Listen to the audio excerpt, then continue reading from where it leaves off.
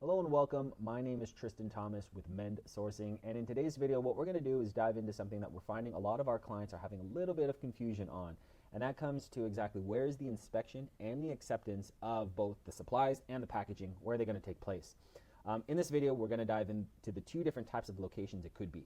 That is either origin or it's going to be at destination.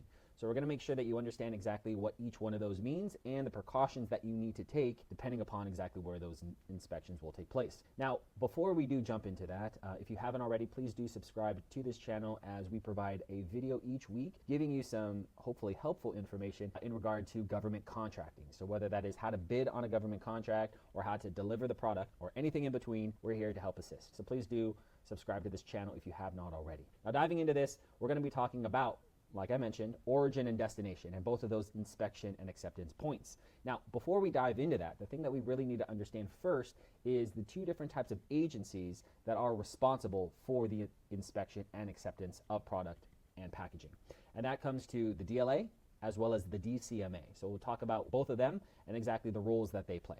So the one that you're probably more familiar with is the DLA, which is the Defense Logistics Agency, and they are the buyer and the seller of supplies. Really what they do is they manage the global supply chain of all U.S. military. So whether that is fuel, food, nuts, bolts, or screws, or anything else, they are the ones that are going to manage that global supply chain. So what they do is they're purchasing these items to sell to their customers within the U.S. military.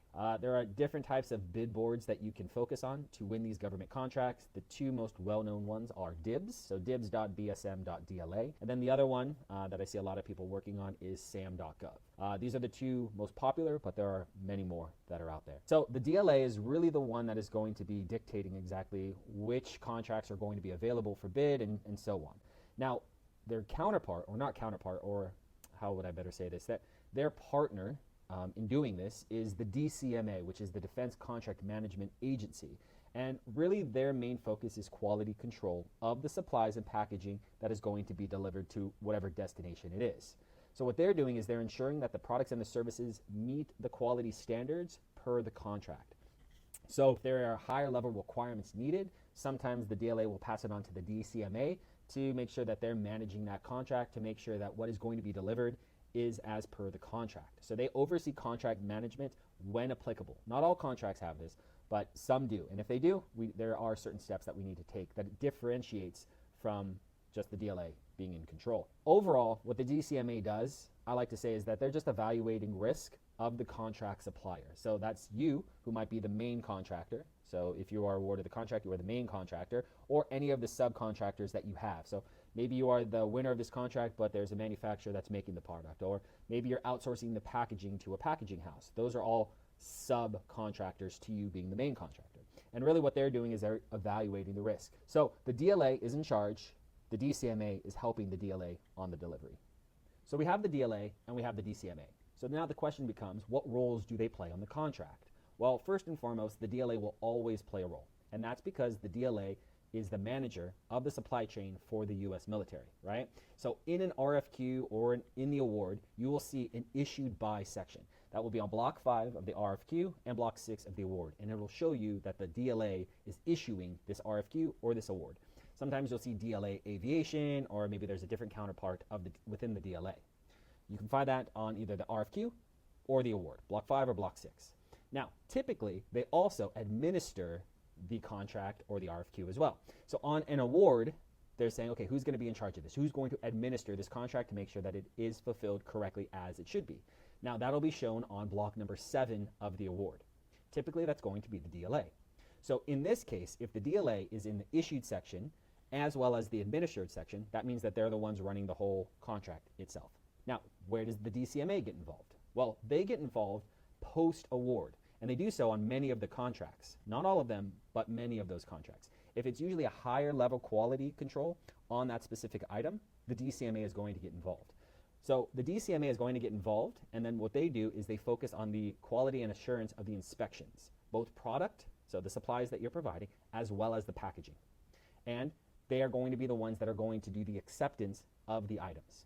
So in this case, the DLA is going to be issuing the contract, but the one that's going to be administering it would be the DCMA. So the DCMA is going to make sure through the entirety of the contract that everything is as it should be as per the requirements of the contract. And also what they'll do is once you have shipped the items, you fulfill the entire contract, they also do what's called contract closeout. We'll put another video out there eventually talking about the closeout of a contract. Sometimes you might be shorting the quantity of what you're going to deliver to the government. We'll talk a little bit about that in a different video, right? Now, when it comes to knowing is the DCMA involved, well, you can find that in block number 7 of the award. Under the administered by section, it'll show DCMA if they are involved. Now, with all of this, we're focusing really on DCMA and DLA, the differences between both of those, what roles do they play, and so forth. Now, each CLIN of an awarded contract will have an inspection and an acceptance point. If it says destination, that means that the destination is going to be where the item is inspected and accepted. So at the site of delivery, wherever that location is, San Diego, Florida, Pennsylvania, wherever it might be. So if it's origin, that means that the item has to be inspected and accepted before you ship it out. So let me give you an example of what that actually looks like. On an RFQ or an awarded contract, you'd look at the line item. So in this section, we're looking at line item number 1. This is the item that we're going to supply, total of 317 pieces. As you see right here, the inspection point is destination and acceptance point is destination. That's good, meaning that the DLA is the one in charge of the entirety of the contract. I get the part ready, make sure that it conforms to exactly the requirements of the contract, and I ship it out. Now, there's the other one, which is origin. Now, if it is origin, well, that means what's going to happen is that the inspection point and the acceptance point need to be done at a facility before I actually ship it out. So that's the difference between destination and origin. Now, why does this matter? Why do we care about destination or origin before we start bidding on specific items, or when we're awarded the contract? Why should we take this into account? Well, main thing is if it is destination, good thing is you don't have to have a sign-off from anyone. You just get the product ready, you ship it out, and then they do the inspection and the acceptance at their location. But in the chance that it is an origin inspection and acceptance, that means that the DCMA has to come in and they need to sign off prior to you shipping it out. They'll do this with both the supplies and or the packaging as per whatever the contract states. This means that an individual from the DCMA needs to come to a location, make sure that the item is as it says, as you say that it is, the packaging is as per the requirements of that contract. They give the thumbs up, they sign off on the packing slip, and you can ship it out. Now, if you do have an inspection and acceptance at origin, meaning that the DCMA is coming to a location to sign it off, first thing you got to do is this. You have to prepare all of the documentation and you have to request for inspection. Now, depending upon the item, there might be more steps to this, but in our case with nuts, bolts, and fasteners of that nature, we got all of the documentation ready. So all of the traceability requirements, all of the certificates of conformity, we get that all prepared. We have certain tools that we use for the inspection, and we have that all prepared for the DCMA. Then what we do is we request for inspection.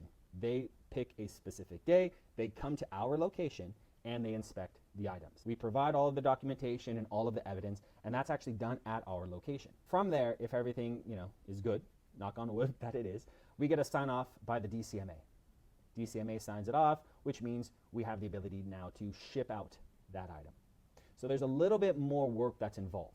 We can't just get the product ready and ship it out and move on to the next. We have to get the product ready, set an appointment with the DCMA, have them come in, inspect it. So it delays things just slightly. But again, it's all about quality control. Now, DCMA sign-off. What do we have to really remember when it comes to this? Well, the DCMA sign-off would happen to both the supplies and also the packaging, both of those.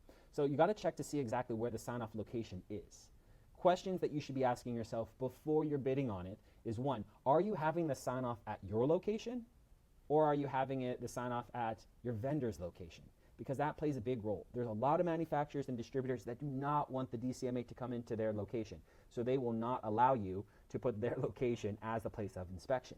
Also, if you're having a packaging house do the packaging for you, are they comfortable with having the DCMA come into their location to do the packaging inspection? The reason why I'm bringing this up is because it is important to flow down this information. Your subcontractors need to understand exactly what they're getting themselves into. Some will not allow the DCMA to come into their facility. And if that's the case, then you have to have the inspection done at your location. Now, the reason why this matters is because when you are doing a bid, and I wanted to go over this, and you're going to put in that quote within DIBBS, you get down to this FOB point. This means that it's origin, automatically would default to that. You would put your city, so in this case I'm putting Los Angeles, right? Right? And then it's saying, okay, well, government inspection point automatically defaults to 1. You would need to put where's the place of inspection going to happen? You would put the cage code of that location. So in our case, we have the inspection and acceptance done at our location, not at any of our subcontractors. So I would put my cage code here. And also, because we do the packaging in-house as well too, I would put my cage code here. If we used a packaging house to do this, I would then put whatever their cage code is, right? I would always want to do that. But first, I got to make sure that my packaging house allows me to do it. Now, with all of this inspection at a location, our company does packaging in-house. So we do this. We actually have a lot of our clients that actually come to us to have the inspection done at our facility. We get it all ready. We get the DCMA to sign off at our location, and then we ship it out on their behalf. But I really wanted to make sure that you're putting down the right inspection points for both supplies and packaging. All right, going back into this. Now, the inspection and acceptance on the contract. So let's just say that you win a contract. You're going to have certain information that is on that contract to show you exactly where those inspection points are. Now, when it comes to the supplies of where that inspection is going to be shown, well, first, I need to know exactly who is it going to be administered by. If in box number 7, as I mentioned before, if you have the administered by DCMA, that means that's the location of who is going to be doing the inspection. Typically what that means is that they are going to have to come to a facility to do the inspection and acceptance before it is shipped out. And this piece in the section 9, box number 9, the facility is going to show exactly where is that inspection going to be placed. So in this case, 8HHU7 is our cage code, so the inspection is going to happen at our location for the supplies. If you were to scroll down inside of the contract and go to the CLIN, or the contract line item number, you would then see a few different things. You would first look at, okay, where is this inspection and acceptance point? Well, in this case, it's origin, meaning that it's at our location. And also, when it comes to the supplies, it'll have where the inspection of supplies, the inspection of packaging will be. And again, in this case, at our location. This means that when we have the items ready, we set up the appointment with the DCMA. The DCMA will come in, inspect the supplies, and inspect the packaging. If both are as per the contract, they'll give the thumbs up. They'll sign off on what's called a DD 1222.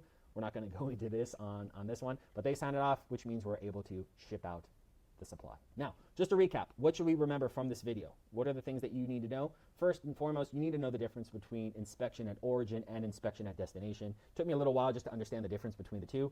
Origin is at your location. Destination is where you're delivering the items. And if we have an inspection at a destination, we can ship without the DCMA needing to approve the items. All right? It cuts down the amount of time, the process time. Items inspected and approved at the destination. Now, if the inspection is at the origin, there's a little bit more work that's involved. So we must prepare all of the documentation needed, and we need to schedule the DCMA to come in for inspection. Once the DCMA inspects and approves, the items can be shipped, right? And then you can go through DSN, you can go through WAF, and make sure that you get paid. All right, so in today's video, what we've done is just give you a breakdown of the different types of locations when it comes to inspection and acceptance. Really important that we understand the difference between origin and destination and the things that it involves. Again, my name is Tristan Thomas with Mend Sourcing. We're here to help you get better at government contracting, everything from bidding to shipping out that product. We put these videos out once a week, so if you haven't already, please do subscribe to this channel. Okay, and if you do have any questions or comments, please leave them below. Thank you, and you have a wonderful day.